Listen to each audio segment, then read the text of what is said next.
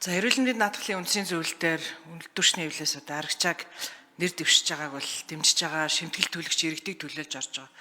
Гэхдээ ер нь бид нар энэ үндсийн зөвлөлийн гишүүдийг нэг харах ёстой гэдэг одоо эрүүл мэндийн үндсийн зөвлөлийн дараагаар ажиллаж байгаа эрүүл мэндийн сайдад болон нийгэм бодлогын байнгын орооны дарагт би бас хэлж ирсэн.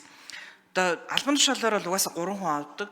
Гэрүүл хөдөлмөр нийгмийн хамгааллын сайд, сангийн сайд, хууль зүйн дотоод хэргийн сайд.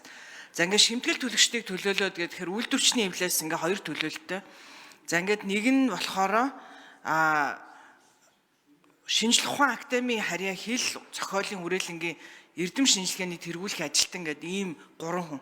За ажил олгогчийг төлөөлөд гэдэг нь эрүүл мэндийн даатгалын уг нь нөгөө хувийг нь ажил олгогчид өөрснөө төлөөлж байгаа юм чинь гэсэн чинь эсвэргээрээ энэ сангаас мөнгө авдаг эмч нарын төлөөллүүд энд орсон. Өөрөөр хэлбэл өөрснөө хэдэн төгрөгөөр санхүүжүүлэх вэ гэдэг шийдвэрүүдээ өөрснөө тэнд гаргаад тэр сангаасаа мөнгө авч байгаа иргэдийн төлөөл орчод байгаа. Сумын эмч мэрэгчлүүдийн холбооны өдөр зөвлөлийн гишүүн, сонготой эмнэлгийн эмч захирал, за дээрэс нэмээд төрийн албан агчдын эмнэлгийн захирлаар ажиллаж байгаа одонгоо гэдэг одоо ийм 3 хүний төлөөлөл байгаа нь эхнээсээ л үндэсний зөвлөл ашиг сонирхолтой хүмүүсээ нөгөө талдаа оруулчихаар эндээс гарч байгаа шийдвэрүүд нь угаасаа одоо бид нар улсын хурлын гишүүд энд асууж иргэд бас бухимдаж байгаа нас өөрөө ирэхгүй асуудал бас гарч байна. Тэгээ энэ зөвлөлийн бүрэлдэхүүнээс ахуулаад гарах хэрэгтэй, ярих хэрэгтэй. Нэг ийм асуудал үүсэж байна одоо мөнхсөн сайдаа. Манай Баянзүрх дүүргийн иргэд өнөөдөр бас манай танхимын үйл ажиллагаатай танилцж байна. Манай Баянзүрх дүүрэгт бол 3 дугаар шатлалын маш олон эмнэлгүүд байдаг. За 3 дугаар шатлалын эмнэлгүүдийн хувьд бол эрүүл мэндийн даатгалаас 100% санхүүжилтээр аваад явж байгаа.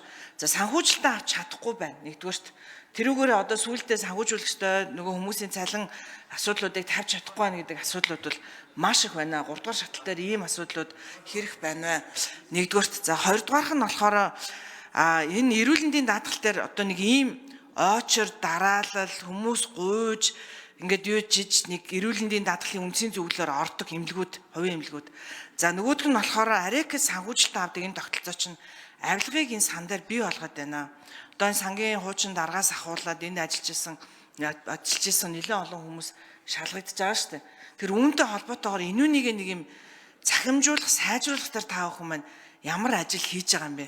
Хэрвээ тэгэхгүй бол энэ ингээд салахгүй энэ 9 гишүүн эрүүл мэндийн даатгалын үндсийн зөвлөлийн 9 гишүүн. За дээрээс нь үндсийн зөвлөлийн ажлын алба гэж бас хичнээн хүн байна вэ? Төсөв санхүүжилтийн хувьд бас одоо яаж ажиллаж байна вэ? За энэ 9 хүн бол ингээд бүгдээр ороод хэдэн их найд энэ жил чинь 2025 онд эрүүл мэндийн даатгалын төсөв 2 их найд гаруй төгрөгийн төсөвтэй байгаа. Тэр үүнийг бол 9 хүн сууж байгаа шийднэ гэдүүлэх хэцүү. За эндээс одоо эрүүл мэндийн салбарын хүн гэвэл та нөгөө 3 эмчил байх шиг байна. Тэгэхээр энэ уг нь бол одоо туз энэ бол компаниар бол туз юм.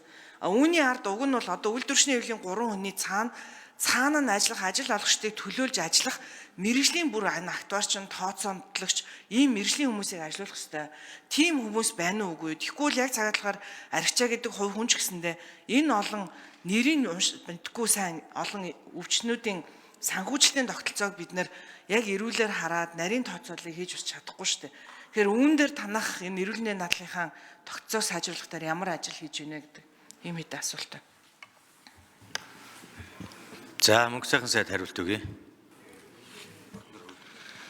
За эрүүл мэндийн даатгалын үндэсний зөвлөлийн 9 гишүүнийг одоо сонгох чөлөөлөх эрх нь бол одоо бүрийн эрх нь улсын хурлд байгаа.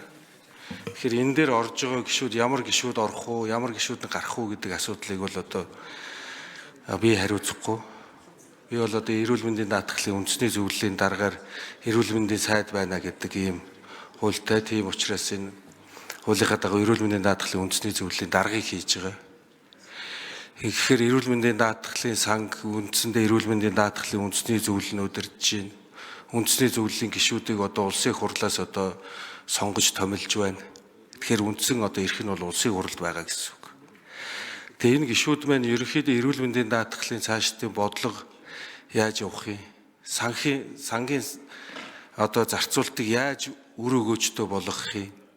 Хэрхэн яаж эрүүл мэндийн тусламжуулалтын чанар хүртээмжийг сайжруулахын тулд төр хувийн хвшлийнхаа эрүүл мэндийн байгууллагуудын санхүүжилтийг хэрхэн яаж зөв хуваарлах юм бэ гэдэг энэ бодлого үйл ажиллагаагаа л хийдэг. Одоо эрүүл мэндийн даатгалын үндэсний зөвлөл За цаашлаад энэ эрүүл мэндийн байгууллагуудтай гэрээ контракта хийх, энэ эрүүл мэндийн байгууллагууд санхүүжилтийг олгох, эргээд энэ дээрээ гарч байгаа санхүүжилт үнэн зөв байна уу, сангийн одоо зарцуулалт одоо зөв чиглэлд явж гинүү гэдэг энэ зүйлийг хяндаг байгууллага нь бол эрүүл мэндийн даатгалын ерөнхий газар. Тэгэхээр цаашдаа ерөнхийдөө түрүүний ариун зай гишүүний хэлээд байгаа яг энэ эрүүл мэндийн даатгалын ерөнхий газар дээр сангийн зарцуулалт нь яваад байдаг. Эргээд хяналт нь бас энэ газар дээр байгаад байгаамаа. Тэгэхээр энэ зүйл маань нэг газар төвлөрөөд байна. Энэ хяналтыг нь тусна гаргая гэдэг энэ зүйлтэй бол миний хувьд санал нэг байгаа. За тэгээд бид нар энэ түрүүн бас хэлсэн 2 сая яг тусламж үйлчлэг нь бол 22 сая тусламж үйлчлэгээ. Эндээс бид нар яг одоо зөв санхүүжилтөд олгож ийн үгүй юу гэдэг энэ зүйлийг нэг бүрчлэн одоо хүний оролцоотойгоор шалгана гэх юм бол маш их хэцүү. Бид нар энэ дээр маш сайн хяналт шалгалтаа тавих хэрэгтэй. Тэгэхэд бол бид нар энийгээ захимжуулах, AI-г ашиглах энэ бодлого руу бид нар орчихсон энэ ажлууд маань хийгдэж явж байгаа. Эрүүл мэндийн даатгалын үндэсний зөвлөлийн ажлын алба маань одоо өнөөдрийн байдлаар одоо үйл ажиллагаагаа одоо тасралтгүйгээр явуулж байна. Цаашлаад энэ эрүүл мэндийн үндэсний зөвлөлийн ажлын албаны бас үйл ажиллагааг сайжруулах, эрүүл мэндийн даатгалын үндэсний зөвлөлийн гишүүд маань өөрсдөө энэ эрүүл мэндийн байгууллагуудаар явах, орон нутгаар явах, яг тулгамдж байгаа асуудлуудыг энэ газар дээр нь очиж сонсч эргэж шийдвэрлэх тал дээр онцгой анхаарал хандуулж байгаа. Өнгөрсөн хугацаанд эрүүл мэндийн даатгалын үндэсний зөвлөлийнх маань бараг 21 аймагт ихэнх аймгаар нь явсан, дүүргүүдээр явсан. Гэт бүх зүйлүүдийг сонсоод цааш